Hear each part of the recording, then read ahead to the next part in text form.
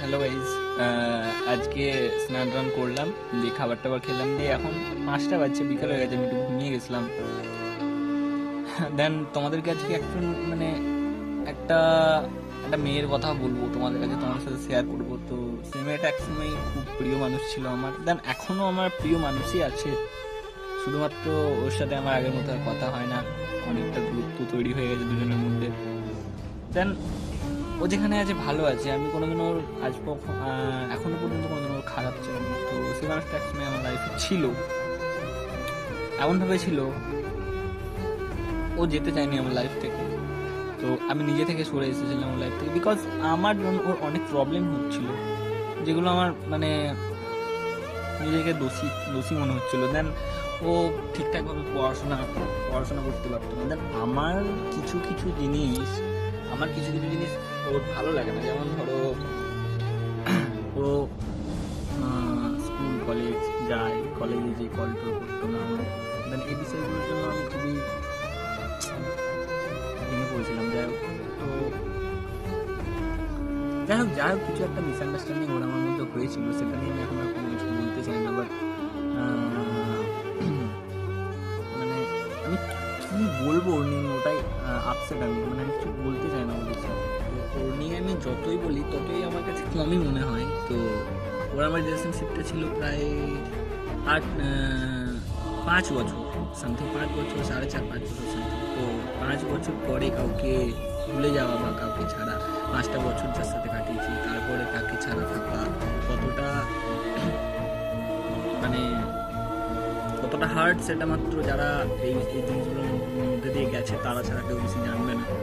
তো লিটারালি আমি খুব ভেঙে পড়েছিলাম, কিন্তু ভেঙে পড়লেও কিছু করার ছিল না। মানে রিলেশনশিপটা এমন একটা জায়গায় চলে গেছিলো, মানে প্রত্যেক দিন একটা ঝামেলা, যখনই হোক একটা ঝামেলা, সেটা আমার জন্য হোক বা ওর জন্য হোক, ঝামেলা একটা হতো প্রত্যেক দিন এভরি টাইম। মানে কল করলে হয়তো সকালবেলায় ভালো কথা হলো, তো রাতেবেলায় খারাপ বিহেভিয়ার। কিন্তু ওর সাথে এই শেষ কয়েকটা দিন খুবই খারাপ খুবই খারাপ কেটেছে। বাট যতদিন আমরা মানে হয়তো ওর সাথে ঝগড়া এগুলো করতাম, কিন্তু অ্যাকচুয়ালি ওর প্রতি কী কী ফিলিংস আমার, সেগুলো ওকে কখনো বলা হয়নি নতুন করে। আর ও হয়তো জানে কি জানে না আমি জানি না, বাট এই জিনিসগুলো আমি কখনো ওকে খুলে বলিনি। তো আজকে আমার মনে হলো যে ক্যামেরার সামনে জিনিসগুলো বলা উচিত। তো যদি কখনো আমি একটা মানে পারফেক্ট ইউটিউবার হতে পারি বা দাঁড়াতে পারি, তো কোনোদিনও আমার ভিডিও শুনবে। তো আজকে এই কথাগুলো বলার কারণ, ওরা আমার মধ্যে এখন আর কোনো কিছু নেই। তো আগে কি হতো, আমাদের মধ্যে রিলেশনশিপের মধ্যে ব্রেকআপ হতো, প্যাচ আপ হতো, সব কিছু হতো। কিন্তু এইবার ব্রেকআপটা ছিল অন্যরকম, মানে জেনে বুঝে নিজে থেকে সরে এলাম। ও হ্যাঁ, ও অনেক মানে কী বলবো, অনেক কান্নাকাটি করেছিল ওটার জন্য, কেঁদেছিল, আমাকে অনেক করে বুঝিয়েছিল। কিন্তু আমি হয়তো বুঝে গেলে রিলেশনশিপটা ঠিক থাকতো, বাট পরবর্তীকালে অনেক প্রবলেম হতো, আর ভালোও ছিলাম না। মানে আমি আমি আমি আমি ঠিক বোঝাতে পারছিলাম না যে আমি কি কি চাই, এই জিনিসগুলো ওকে আমি এক্সপ্লেন করতে পারছিলাম না, ও পারছিল না। এবার একটা রিলেশনশিপে যদি দুজন দুজনের প্রতি মানে কমফোর্টেবল ফিল না করি, তাহলে সেখানে থাকা ঠিক বলে আমার মনে হয় না। আমার তুমি এখন হয়তো বলবে যে 5টা বছর একসাথে কাটালে তখন তোমাদের প্রবলেম হবে না, বাট এখন তোমাদের প্রবলেম হচ্ছে। তো হ্যাঁ, কথাটা অবশ্যই তোমরা ঠিক বলছো, বাট আমি আমার আমার আমার আমার কথা একটু বোঝো। আমার ওর প্রতি যা ফিলিংস আছে সেগুলো আমি তোমাকে বলি। ওর সামনে গেলে আমি লিটারালি প্রচুর গালফাল দিই, ঠিক আছে, প্রচুর গালফাল দিই, আমি ক্যামেরার সামনে আমি দিচ্ছি না সেটা আলাদা ব্যাপার, বাট ওকে তো প্রচুরই গাল দিতাম। ওর সামনে গেলে না, যে মেয়েটাকে আমি প্রচুর বাজে গালাগাল দিতাম, ওর সামনে গেলে একটা গালাগালও মুখ দিয়ে বেরোনোর আগে ভয় পেতাম। লিটারালি আমার হার্টবিট বেড়ে যেত, হাত কাঁপতো আমার। আমি শুধু হার্টবিট বাড়ার কথা বলতাম, আমার হাত পা কাঁপার কথা। আরও মানে ও কাঁদলে, ও যদি কাঁদতো, ও যদি কান্না করতো, তো সেটা আমার পক্ষে মনে নেই একদম সম্ভব হতো না। আর ও আমায় বুঝতো, সবসময় ওই আমায় বুঝতো, আমি কখনো ওকে বুঝিনি। মানে কি বলবো, সব সময় ওই আমাকে বুঝতো, আমি কোনোদিনের জন্য ওকে একটু বুঝিনি। আমি গাল ফাল দিতাম, ঠিক আছে, একটা ওরা বললো হ্যাঁ, ও ভাবতো যে হ্যাঁ পূর্ণ হয়ে গেছে ওটা হয়তো। বাট আমি চাই যদি কখনো কখনো যদি আমি একদম সাকসেস মানে ইউটিউবার হতে পারি, কথাটা যদি সবাই জেনে যায় যে হ্যাঁ আমি ভিডিও ভিডিও করি, ব্লগ বানাই, তখন তো ও দেখতে তো পাবে।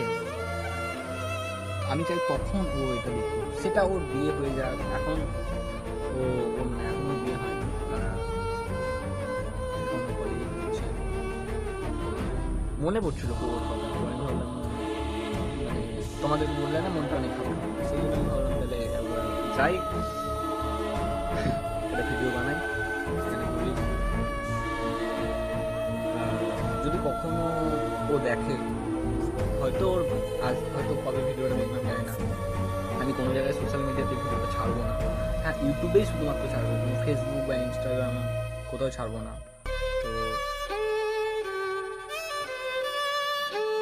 মানে আমি কথা বলতে লিটারালি ঘাম দিচ্ছে আমার, মানে স্নান করে এলাম তাও ঘাম দিচ্ছে কেন জানি না।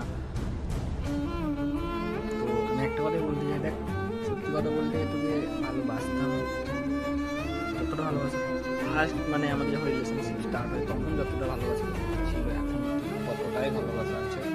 শুধুমাত্র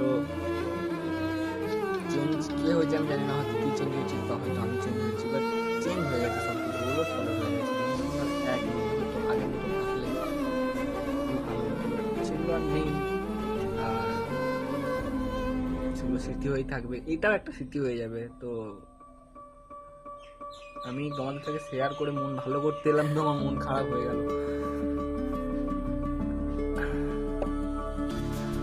হ্যালো,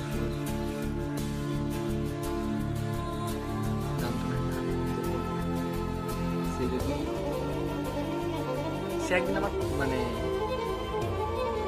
হাত করেছিল, আমার মানে বাইক চালাচ্ছে হাত করেছিল, ওর পেটটা আমার পিঠে ঢুকেছিল। আমি ওকে বললাম মোটা সালা, কে মোটা হচ্ছিস, ঘুড়ি বাড়াচ্ছিস, এই কথাটা যেটা বললাম, এই কথাটা শুনলে ও শিওর হয়ে যাবে যে হ্যাঁ ওর কথাই বলছিলাম।